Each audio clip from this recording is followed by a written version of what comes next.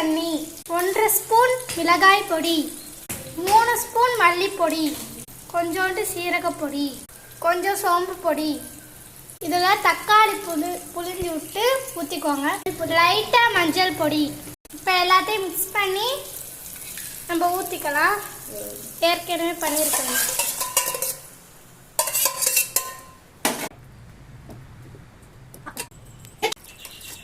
தேவையான அளவு உப்பு. கொஞ்ச நேரம் கொதிக்கட்டும்.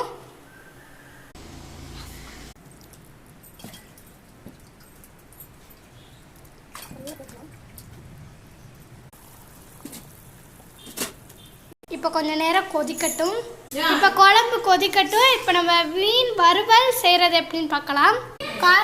காரத்துக்கு ஏற்ற மாதிரி மிளகாய் பொடி, கொஞ்சம் சீரகப்பொடி, கொஞ்சோண்டு மிளகு பொடி, தேவையான அளவு சால்ட்டு, கொஞ்சோண்டு மஞ்சள் பொடி.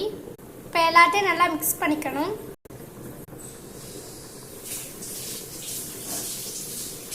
உங்களுக்கு விருப்பம்னா இஞ்சி பூண்டு பேஸ்ட்டு சேர்த்துக்கலாம். நாங்கள் சேர்க்கலை. கொதிச்ச குழம்புல லாஸ்ட்டாக கருவேப்பிலை போட்டிங்கன்னா நல்லா வாசமாக இருக்கும். இப்போ நம்ம ஸ்டவ் ஆஃப் பண்ணிடலாம். மண் சட்டியில் செஞ்சால் டேஸ்ட்டாக இருக்கும்.